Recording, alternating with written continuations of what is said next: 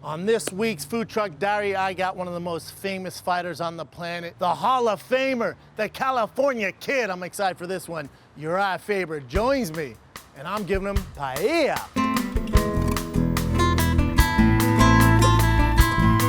The owner of this truck is actually a big, tall, blonde guy. This is some high-level paella. I'll do the vegetarian, vegan paella, and I'm gonna add some shrimp to that. I'll do the mixed paella. Regular mix? Yes, sir. Share little bites here and there? Yeah, Okay. share, bro. All right. Share. No reason to keep it all to Sharing's yourself. caring. All right, dude, thanks for doing this, man. Yeah. You're a wanted man. You're all over. We've been cruising SoCal. I got the baby in car and You got the baby yeah, here. Faber family vacation. The little Faye First fam one. came down, man. Yeah. So cute, too. Thanks, You got the brother. cutest kid in the world. She's a Kind of cutie. killing it, man. I'm doing all You got the right. wifey, and then you thought, you know what? I'm going to come back. Yeah. Why? Well, you got to see it. You know, the biggest thing is I just wanted to. You know what I mean? You know when you just like... Missed it. I missed it, but I was also, like I spent a lot of time. I built my gym like a little fantasy factory, so I'm there all day. I spend like the morning dedicated to the team and like being present in practice, and then the rest of the day I'm just doing business. I live a mile and a half from the gym, and so, you know, I still love competing. I've done a bunch of these jiu-jitsu matches, and I do jiu-jitsu 3 times a week, like hard. The landscape of the sport is like at an all-time high. Yeah. I know because I'm in the gym how I compete with the younger guys, and I just felt like I was getting the itch to fight. Some people were getting on my nerves throughout the retirement time, where it's like you want to just be like, psh. And so so at the end of the day, I just had this little itch, and I'm like, you know what? If I don't do it now, I won't be able to do it. Yeah, You it's know gonna what I mean? pass you by. There really is a timetable for this thing, and you don't know if you're delusional or not. You're like, I feel like I could step in and not skip a beat. But you don't really know until you step in there. You don't and know you're right in till front you of it. know, but Yeah. also, this is what else I was like, he knows what he's doing, because you never took yourself out of the USADA Right. testing pool. Yeah, so I always kept my foot in the door, and you know, I've never done any PEDs or anything like that, so I was like, that's an easy little Might as well. entryway. I just, you know, it sucks they come and knock on your door at 6 in the morning. They actually Oh, came we're going to to the get to hospital. that. Here's my thing, USADA. Here's my thing. It's the California Kid. There's no PEDs here. You've been That's doing right. it too long.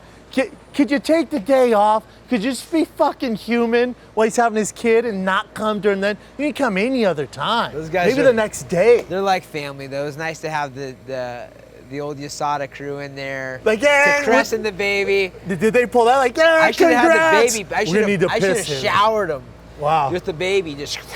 Check if the baby's on PEDs. That was funny though. I literally. That's insane. We're sitting in the hotel room. I mean, not in the hotel, in the hospital, and I'm like, have visitors? Like, really? So like, you know. Squad of how some many? Just, I think it was 2 people. Like 2 or 3? Yeah, 2 or 3 people. I mean, luckily they didn't do the blood test. It was just a urine at this time, but, you know. Here's how this should go down, though. There's so many guys on the roster, and with your background, come on, man. It was an iconic moment for USADA to be involved in the birth of the baby and everything. Do they so want to be into that? they're- You know they're what I'm in the saying? mix, you know. That's hilarious. Like man. they're paparazzi. Was your girl mad? No, She's she wasn't cool. mad. She was relieved to have this little bundle of joy chilling on her. Nothing sucking could on her ruin boobs. that day. Oh, Yeah, your nothing. kid's so cute, man. Thanks, brother. Makes me want a little girl so bad. Oh, I want a boy, so maybe we can game plan. on Little how wife to- swap? We could do that. Figure it out. Stranger things have happened. That's awesome, man. So a lot's going on in your life. When you told your family and friends that you wanted to come back, was like, yeah, no shit, dude.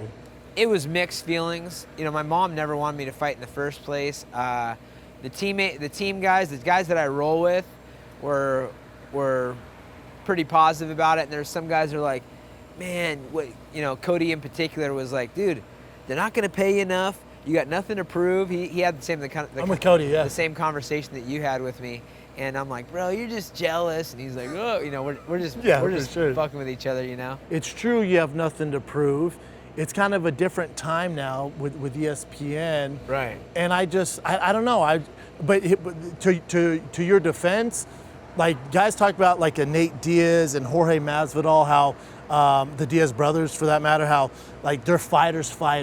Urijah has so much going on, and for him to come back and risk it, but just to put that on hold to fight, you're the fighter's fighter. When people ask me about my favorite fighters throughout time, I always felt like the exterior that Nick and Nate Diaz have when they fight, where they're doing the double middle fingers and getting in people's face, talking shit, that's what they're doing externally, and that's what I do internally when I'm across the ring from somebody. Like, this guy wants to beat me up. You know, I have the same kind of energy, but, you know, I'm saying hi to my mom and giving props to Sacramento. But it's different. It's different, but internally, I'm that guy, man. I love to do this. This is why I started fighting. And I think we knew that, but when you came back this time, I was like, oh, damn, it's sort of the straight up love of the game. Yeah. And it's not like they gave you like some toss up. Like when I saw the matchup, Ricky Simon, like, well, damn. Yeah. Like, let him get his beak wet. But then it's like, well, he's a Hall of Famer. You can't toss him just some scrub. Yeah. Because Ricky Simon's a tough dude. Yeah, he's tough. Same barber as Theo Vaughn. So I thought maybe the mullet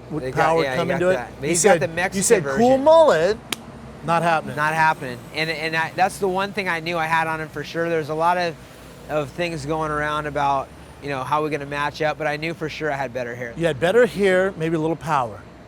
He was tanner than you, though. No, I was tanner than he was. Were you tanner that night? Yeah, you got to go rewatch I got to watch it, man. He's a light-skinned Latin man. I'm a just didn't do dark-skinned enough white sunlight. boy. Let's grab this food. Ooh, let's get it. Look at that. Thank you. This does not have a food truck vibe. This has welcome like to LA fine food dining. trucks, baby. That's how we started this thing. Very competitive game out there. The most competitive. Let's do this. I gotta admit, everybody who's came on the Food Truck Diary, they go on to do big things. Oh, Not that you need any help at all. Hey, I'll take any help, brother. You know that. So when you decide, all right, you're like, you know what? I'm gonna just quit doing jiu-jitsu, which kind of got you back into the UFC, but when you wanted to actually take a fight, did you call Dana direct? Like, yo, I'm coming back, Big Daddy. You know, I had started teasing it in January just with the Instagram post and said this is going to be a year of competing, mentoring, and being the best dad in the world. And that's what I kind of teased. And then on my birthday, I said I think I'm thinking about giving myself the gift of a old-fashioned paid fist fight. And so I was like teasing it a little bit. And in that time, I mean, I started getting offers from Sean Shelby. They offered me 2 or 3 fights. Oh, damn, just trying to. In retirement, yeah. And like, Shelby's come on, like, just Urijah. because you're retired doesn't mean I'm going to stop offering you fights. And I'm like, all right. They offered me the Korean Zombie on 2 weeks' notice at 145, Ooh. which would have been good. I was like so that. tempted.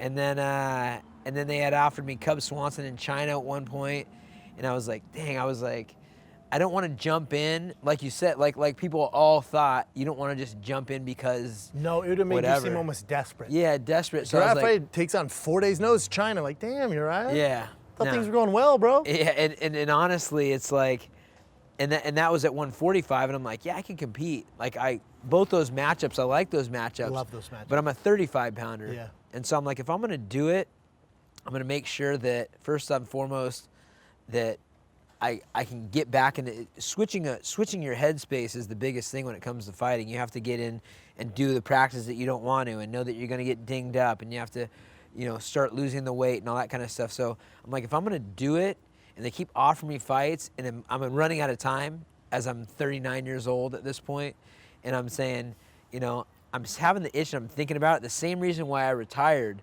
was I'm thinking about retiring. It's like, when you're thinking about retiring, Get out. Get the hell out, you know? Get the hell out. And on the same token, when you have the ability, and a lot of people, I've seen guys jump in and, you know, former UFC fighters that are fighting like, you know, chumps in Alaska Fighting Championship and winning one and losing one and that kind of stuff. And I'm like, yeah, it's like, I have the ability to do what all these other guys want to do. I've got guys like Andre Fili who's been smashing people, and they still haven't put him in the top 15, and like a Josh Emmett that's, you know, had this massive layoff because of his jaw reconstruction and has to like get back in. He's fighting to get in the top 10, and I'm like, when I retired, oh man, he's a stud, man. Such a quiet killer, man. Such a stud. Like all those guys you train with. So I'm sure when you told them you're coming back, they were probably like, yeah, it makes sense. And even Cody's my boy, and he's like, when we started talking about it, They threw me this fight. And I said, "You think this Ricky Simone guy will beat me?" When he was like, "Bro, you don't risk it," you know. And I was like, and Cody was like, "No, absolutely not." And I'm like, "All right, that's kind of where I'm thinking." I thought it was a tough fight, but when I saw it, I never thought you were gonna lose because you're not one of those guys who retired because he's over the hill. Right. Retired because you have so much going on. You're like, I'm good, man. And the last fight was against Brad Pickett, and I felt amazing in that fight. You look good. I in mean, that I didn't too. get punched. I don't think I got punched once in that fight. With all these guys, you're in your training camp. You're working with these killers. You decide to come back. You couldn't write a better result. Yeah. I mean, just It was starts unreal. the dude first round, and was like, God dang, man. So now there's all this talk of title shot, Henry Cejudo, Urijah Faber. I saw people go, it'd be a shame if they just give Urijah a title shot. Just like some. There's like they said, it's a dummy shame that riders. they gave me Ricky Simone. It's like you can't win. Like, do you want me to fight But a new this is my thing. up-and-comer, or you want me to fight? Here's my thing with that. So, right when you won, I went, well, you got to give him a title shot because if you look at your past, the history, the way you've moved the needle for the UFC, you look at just your star quality, your star power, and you look at the fights you've been in, and then looking so good against Ricky Simone. What are you gonna do? You make him go through all the contenders? He's done that. People worry about my title shots. I'm like, anybody that I fought before the title shot would have had the title shot. But No, they you've earned didn't. the title shot, yeah. so with the Cejudo stuff, I'm like 100% he should get the title shot, just based name, what he's done in the past, everything. And I had Aljamain Sterling on. Aljamain's like, you can't give it to him, man. He hasn't been the running, the thick things. I'm like, well, he has, just not at the same time as you. But Cejudo's talking about, and Dana even said he has to fight your boy Joey Benavidez flyweight first. You got a tough one to get through first. So then what's up with you and Aljamain? That's a good one. That's where I went with it. That's what Aljamain had Good said. fight. How does Urijah think he can jump in after he has a loss to a guy that someone in front of him has a win against? And I'm like, well, how do you get to jump in when Henry Cejudo just knocked out Marlon, who knocked you out? Yeah. I mean, if you want to do the MMA math, you could do the MMA math so many ways. It never works. Yeah, you're like, well, what about, okay, well, Joseph Benavidez has a win over Henry, and Demetrius Johnson has a win over Henry and a win over Joseph, and Urijah has a win over Brad Pickett, who has a win over Demetrius. It's like, MMA math is so silly. is ridiculous. You don't know how you stack up until you're sitting right in front of somebody. You see how fast they are, how strong they are, their decision making on the moment.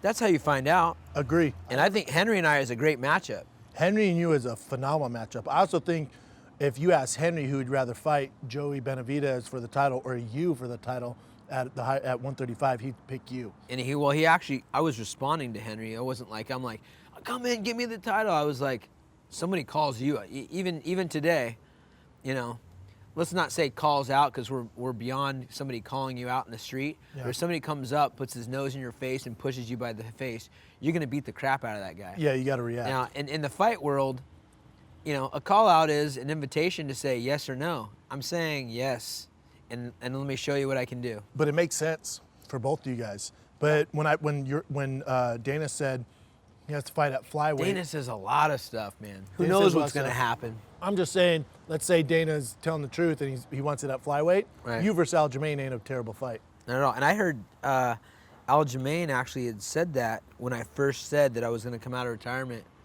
He's like, let's do this, and sent a tweet out. So did Cody Stamen and probably a bunch of other people, because Here's the thing. who doesn't want to they be a saw it before 40-year-old? But they saw it before your fight. No, but I honestly, I'm not sure, because at this point, I'm in the same position where I don't have to fight. Just picked up a bunch of cash, So is it made title, my family title good. bust or not? You know what I'm saying? Like, is it? I mean, or just big fights? At least big fights or not. Yeah, I feel you. They also offered me originally Kron Gracie as the main event in UFC at 145, and I said hell yes, because that's a massive fight. It would have been the main event, and I would have probably been able to renegotiate on that because And what happened to that? Kron said no. So they gave him Cub Swanson. And they also had offered me Cub Swanson. So what about Cub Swanson? Because they're looking for a main event. And they said, no, not Cub Swanson, because he's on a 4-fight losing streak. So what they did is they took Cub on a 4-fight losing streak and put him up against Kron. I mean, I think it's a no-brainer what they're trying to do there. 100%. Kron's got a great name in the sport. just because of his father and Here's also. the thing, though. Can he get his beak wet? Do you got to throw Crone, who's had one fight in the UFC, to Urijah Faber? And even Cub Swanson, that ain't an easy fight for Crone. I love Crone. That's not an easy fight unless you look at Cub's history of grapplers, high-level grapplers. And Cub's a dangerous guy. In main event, he's never fought, you know, his fight, his first fight threw kind of under the radar, you know? The UFC loves good storylines, and Kron Gracie, no matter how you splice it, is a great storyline for the sport. You and him, I'd watch all day. Not even me and him, just him in general, is just, you know, his family started the UFC. His uncle won and was the first, like, big name in the UFC. His dad was a legendary undefeated fighter. It's like his dad's the most famous Gracie. The most, really. yeah. The most accomplished. Iconic. Yeah. But also Crone has the skills. He does. Like there's been some Gracies. He's got the mentality. Nothing wrong with Holes or you know, and some of the other Gracies that fought in the UFC.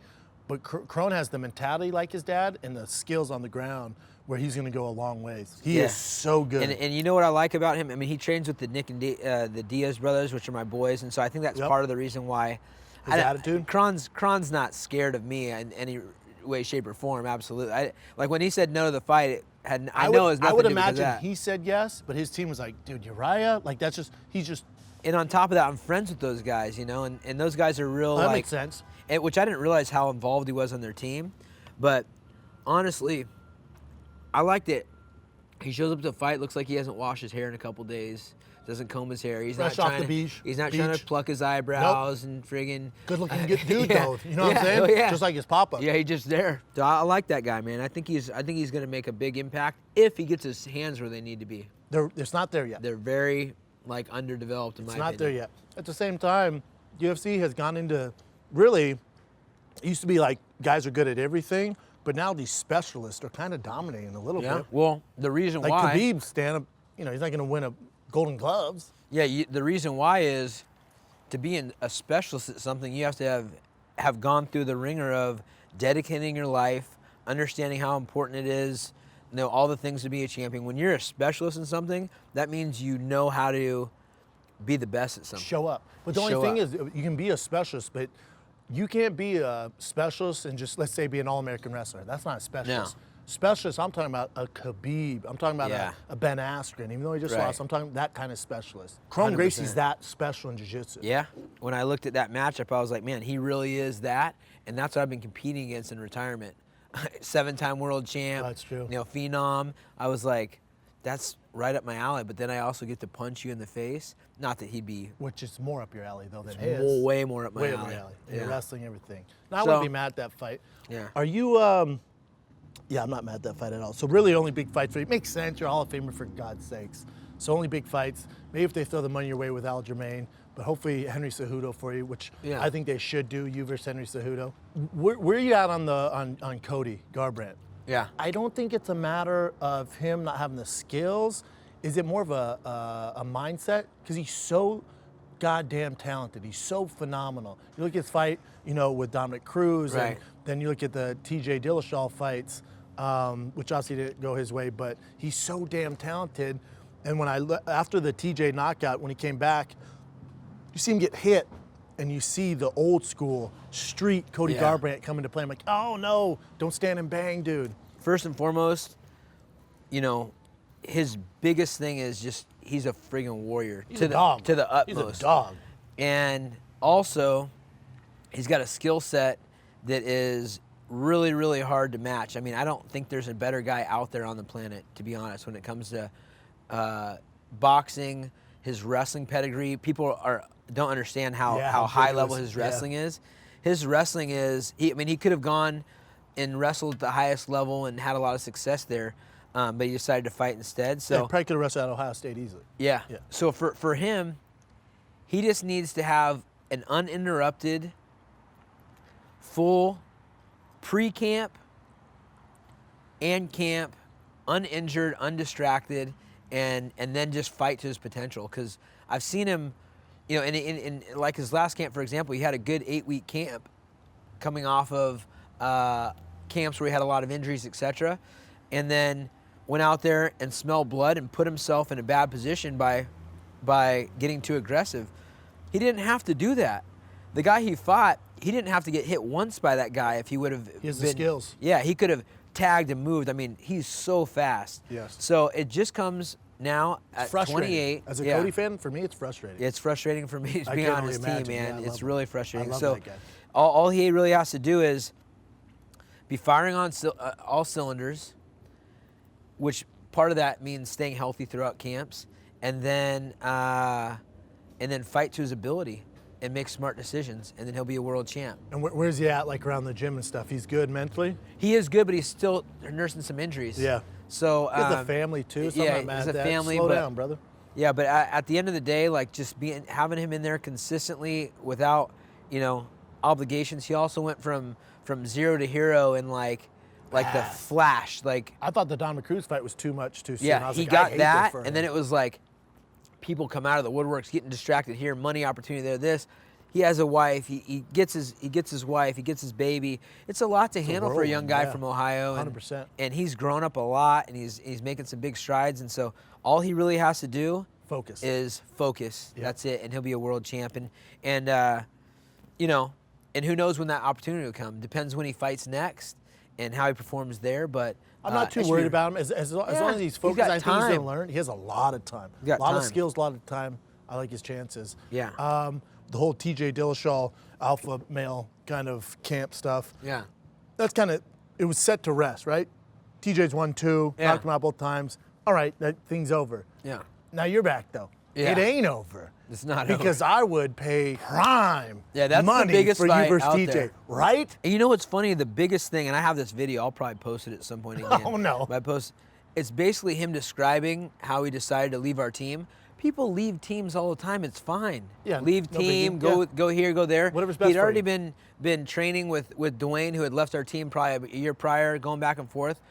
He just said he's going to be on a different team now, a team that's paying him. Then he talks about it in length on this, podcast that we had, and then when he got all the crap from Conor McGregor, the backlash, because the snake happened before he made the announcement, and then people jumped on, and Conor's an influential guy and kind of called it out really before I knew it. But even when he calls it out, like that's the narrative. And so TJ's new narrative is that I kicked him off the team, and I'm like, bro, we can be friends, we can be anything, we can still be like family. You don't have to. You don't have to lie about me, about something that's a blatant lie. Just stop lying about me, and we'll be cool. That's the thing that gets me. And when you remove yourself from the limelight, retirement or whatever, you're not the one on the microphone anymore. So for 3.5 years, he keeps telling the same story. He's the narrative. And I'm like, dude, I didn't kick you off the team. You give an in-depth conversation about that these guys are paying you now and best for you. Which I'm sure you weren't like, no, stay here. We need you here. Yeah, most guys we just had a conversation. Mendez was sitting right there with me when TJ told us, like, hey, man, it's a good situation. Muscle Farm's paying me. There's new team elevation. We'll all be coming out too, and blah, blah, blah. No, and you're like, yeah, cool, great. I'm like, all right. I said, well, it was nice having you. Yeah, and he's sucks, like, but I get it. And so then we went and did a charity event that the next day. He was in the gym for about a week, and then when the TV show with Conor hit, The Ultimate Fighter, it was like that show calling him a snake happened right before this announcement was made. So then he just got like bombarded by negativity, and he switched it on me. Yeah, he felt like he had to paint a you're narrative. Right, and I think he might believe it now. I mean, that's the sign of a pathological liar. But he keeps saying it. I'm like, dude, here's the video. I'll show you the video after this. So you guys go through all that. He beats Cody twice. So I'm like, all right, well, TJ won that battle. Right. Then TJ loses to Henry Cejudo, gets busted, right? Yeah. EPO. When you heard that news, where you at? Every reporter in the world wanted to get me on tape talking 100%. about this, and I'm like, bing, out. Ignored everybody. Out. Ignored everybody, and I'm like, dude. Where was your head at when you first heard that? I had already heard, because once he had left our team, people started like dropping knowledge about what was actually going on and like the system and how to do this and this and that. And I'm like, it blew my mind. So you were surprised as anyone? I was not surprised. I was surprised he got caught, because I knew what people were saying for years prior. While he was on the alpha male? Yes. Really? Yes. And so I'm like, I'd known for years. I mean, that's another thing where I don't say anything. I'm not gonna be like, oh, listen to what I heard, so and so. No, I mean, you can't do that. Yeah, you don't do that. It's like baseball. There's code of conduct. Yeah, so you don't go out and be like, okay, now I know what was happening. But I was surprised that they had caught him, because they hadn't caught him before. That was it. The 2-year kind of suspension, all that stuff. Were you out on that? Because my thing is, EPO's terrible, and him trying to fight Henry Cejudo. Well, it's not fair. Not fair in any facet. Right. Any facet. Do you, let's say, and not that he didn't test positive, but I think TJ beat Cody with EPO or without. I don't think so. You think EPO had something to do with the head kick? In both fights, Cody got rocked. I mean, Correct. TJ got rocked in the first round. Yeah, so I have wobbled. no idea because I don't know the science of oxygen EPO, to if the it brain helps. and everything That's else. fair. But recovery, being in great shape helps you recover. My Master Tong, my trainer, and actually TJ's trainer for 6 years said, hey, being in great shape, whatever that means, helps you recover faster. I remember when I fought Dominic Cruz, and I rocked him 2-3 times in 2011. Just pops right back up. He's in great shape. Phenomenal shape. Phenomenal shape. I've been rocked. So are you. Yeah, I got rocked against Dom Cruz. By the time I hit the mat, I kicked him in the face when he was running at me. But here's the thing, TJ's never had an issue with cardio. You know what I'm saying? Yeah, exactly. Yeah. Do the math, buddy. Do the math. So you think you can take this whole time? Bro, I'm not gonna say. Just I was not surprised when he got caught finally. Especially at that weight class. It's not like there's not too many guys with cardio issues. You know what I'm saying? There's a guy named Logan Louder that was around our team for a while. And it was like the super fan on Happy Gilmore.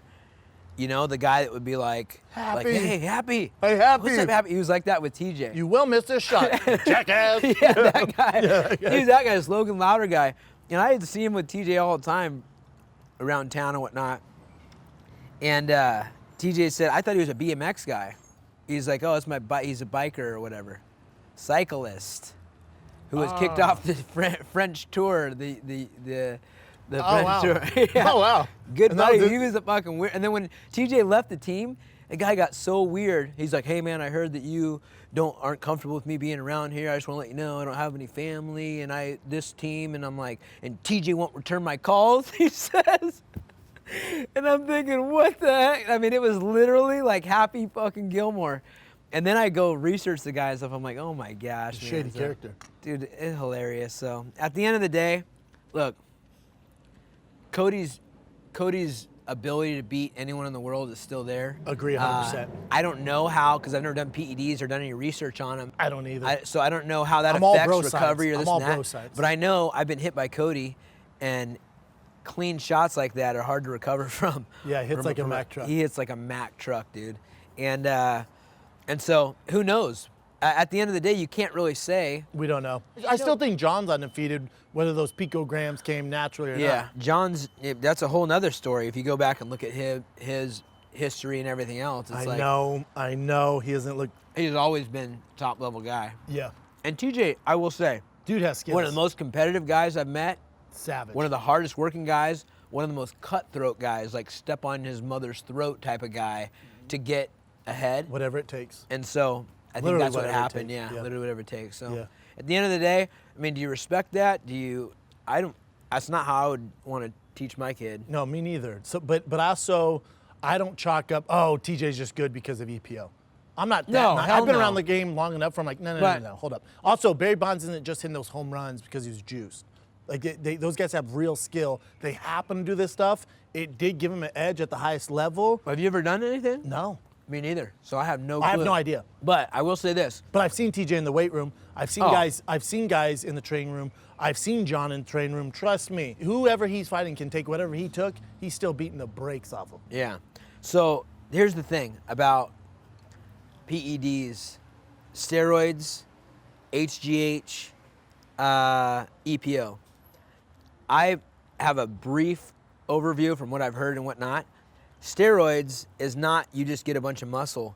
You get to recover faster, which means train more. For the wrong guy, which is everything in our sport. For the wrong guy, it doesn't do shit. The guy just taking steroids and still is a lazy ass. Yeah. For a champion, it's that 1% can make you world champion. You're able to do twice as many reps. You're able to put in twice as much time. You're able to do this, Better do training that, camp. do that. HGH, it reopens growth plates. Your head gets bigger. Your bones, get bigger. It makes permanent changes in you. Yeah. EPO, you don't get friggin' tired. You put a concoction together like a Lance Armstrong, or whoever else is that I've heard is doing it in the sport, which Damn, is you're quite a few selling me guys. on it. I'll take some right now. Yeah, I mean, it sounds well, fantastic. Well, they used to let the guys do like the TRT. Yeah, I know. And I remember They look amazing. Yeah, and Quentin Jackson was like, man. Some say the good days, you're right. Yeah, he's like, I took TRT. I got a prescription, and before they banned it, and he goes, man, I felt amazing. Yeah. I don't know. I never even looked into that kind of stuff. I don't want to know if I have low testosterone. I'm doing okay right now. You got the young baby. You're good, or you got the baby. Yeah, I'm like, everything's working. Everything seems to be going pretty looking good. With TJ, to wrap this up with TJ, him getting suspended, the history with the Cody fights and the Team Alpha Male. Now you're back. He's serving his sentence, right? Sentence and recovering from his loss. Right? And then him. That's the biggest fight. You're talking about an event, son. That's an event. Because you'll probably, let's say you fight Aljamain, Henry Cejudo, whichever. You're not even fight both of them. You fight one, and then it's TJ, big boy. Henry Cejudo and TJ Dillashaw are the two fights. That's it. That's it. That's all we want to see. Dana, you know that, man. Dana, come on. I know you watch the show. Let it go, Dana. Come on. Come on, bro. TJ, Henry Cejudo. Hey, how you like me talking shit on Dana? You old ass. Call me an old ass. Called you an old man. Come on, buddy. Oh, bold. Look at him. When he was my age, the man was old. I will admit that. Yeah. There's levels to aging, brother. Dude, you're like Brian the Kid Callen. I mean, you look younger than me, bro. The videos he sends you are fucking hilarious, They're the dude. best. Where he's like trying not to make himself laugh. He's like, He's so ridiculous. I'm 15. Dude, he'll be here. 15 years I don't know older if than you? Yeah.